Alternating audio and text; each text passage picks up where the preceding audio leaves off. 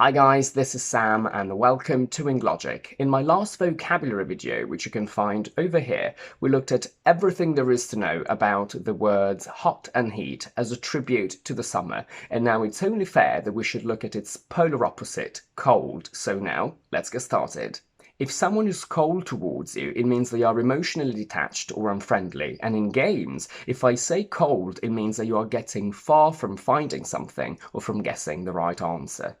If someone gives you the cold shoulder, they ignore you and they are unfriendly towards you.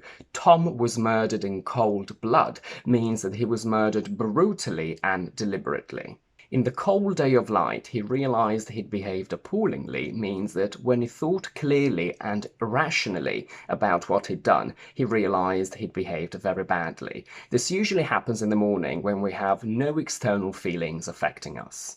It's very common, especially in films, to get cold feet the day before the wedding, meaning that you don't feel brave enough to go through with it and do it because obviously it's a very important step in your life. A cold fish is an emotionally detached person that doesn't seem to have strong feelings, and if you wake up in a cold sweat after a bad dream, it means that you wake up feeling nervous and scared. If you pour cold water on every idea that I have, it means that you criticize every idea that I have to the point where I'm not excited about it anymore and I don't believe in it. In legal dramas, it's very common to hear that the killer's trail is cold, meaning that the police have no way of tracking them down because they've basically disappeared. And a cold case is a case that hasn't been solved yet and that the police don't expect to solve anymore. To go cold turkey means to stop doing something or taking substances completely and immediately without gradually reducing the amount. So if we talk about stopping smoking, some people find it easier to gradually reduce the amount of cigarettes that they have, but some people find it much more beneficial to immediately stop completely. So they go from whatever amount they used to smoke to zero in one day. As Katy Perry teaches us in her song Hot and Cold, to blow hot and cold means to constantly change your mind and to be indecisive, mainly about whether you like something or not. And it's a very common thing to hear about weddings. So if you keep blowing hot and cold about the wedding, it means that you are not entirely sure that you want to go through with it. How do we say that the weather is very cold? The most common option is it's freezing cold. We can also say it's bitterly or icy cold, or simply it's bitter outside. If I'm extremely cold, I can say that I'm freezing or chilled to the bone, and if a part of my body, such as my nose, is frozen or cold as ice, it means that that part is very cold. Other words that we can use include harsh weather, a hard winter, bleak January afternoons, raw December mornings, Arctic, biting. Frost is not snow, but it's that thin, frozen white powder that forms when it's really cold. So frosty weather means extremely cold weather, but also beautiful. But a frosty look is an unfriendly look. Frostbite is a severe medical condition that affects your fingers and toes if you are exposed to the cold for too long. What happens is that your toes and fingers can swell, become darker, and sometimes also fall off, and you get frostbite or you are frostbitten. I don't know if this happens to you as well, but when it's very cold, my teeth constantly chatter, meaning that they go and I can't even stop them. I can't control it. More positive ways to say that it's cold, but not terribly so, are cool. Cool means slightly cold, but comfortably so.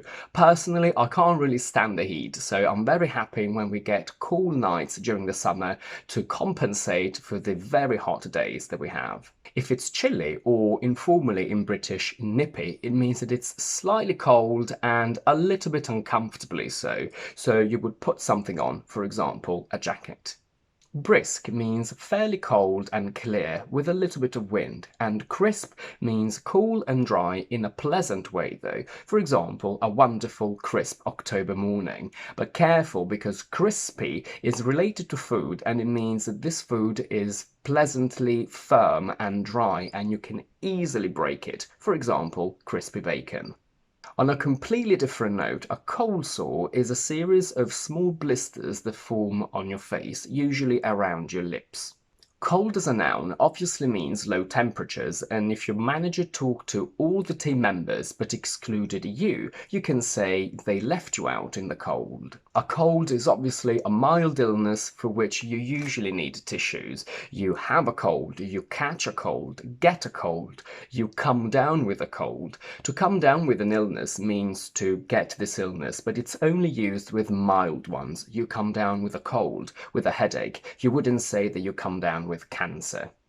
A strong cold can be described as bad, heavy, nasty. A streaming cold is one where a lot of liquid comes out of your nose, and if you're lucky, you can simply get a mild cold. Let's now dive deep into all the vocabulary that you need when you have a cold.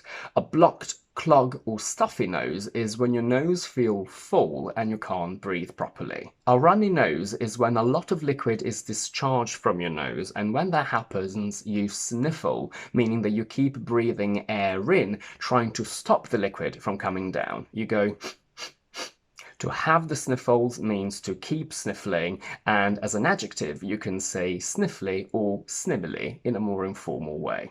To sneeze means to suddenly release liquid from your nose, usually because you have a cold, like this. And to that we react by saying bless you. If you've asked for a £5,000 rise but you've only got 3,000, it's not exactly what you wanted, but it's still not to be sneezed at, meaning that it's still an offer worth considering. And when you have a tissue and you consciously decide to release liquid from your nose, you blow your nose. Cold is also an adverb. If you can't give a presentation cold, it means that you can't give it without preparation. Out cold means unconscious. He was out cold 3 seconds after the anesthetic means that he was unconscious as soon as he got the anesthetic. And he was knocked out cold means that someone hit him hard enough to make him unconscious. As an adjective, stone cold means completely cold, although the plan was for something to be warm. So if you get home late, your dinner will be stone cold. Stone cold sober means that you haven't drunk any alcohol at all. So if you are stone cold sober, usually you are the one that will drive. Earlier, we saw the verb to sniffle to describe the action of breathing air into your nose very quickly in order to stop liquid from being discharged.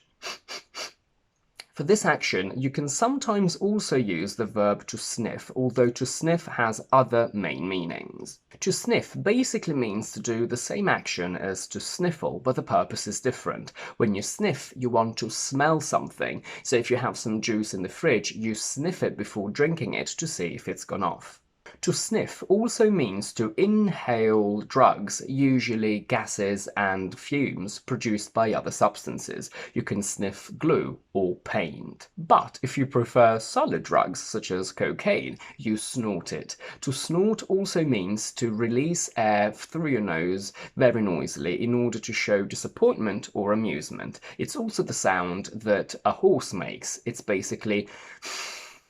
You can also snort with laughter, meaning that you make this noise a lot when you're laughing. Let's go back to sniff. If something is not to be sniffed at, just like sneezed at, it means that it's an offer worth considering. And if they sniffed at all your suggestion, it means that they refused all of them because they didn't think they were good enough for them. Dogs that sniff out drugs are dogs that find drugs by smelling them, and if she's trying to sniff out what I did yesterday, it means informally that she's trying to find out what I did yesterday. And that's it for today. If you like this video, please don't forget to give it a thumbs up and to subscribe to my channel down below. And please do let me know in the comments which are your favourite expressions from today's lesson. And in the meantime, I will see you next week with my next video.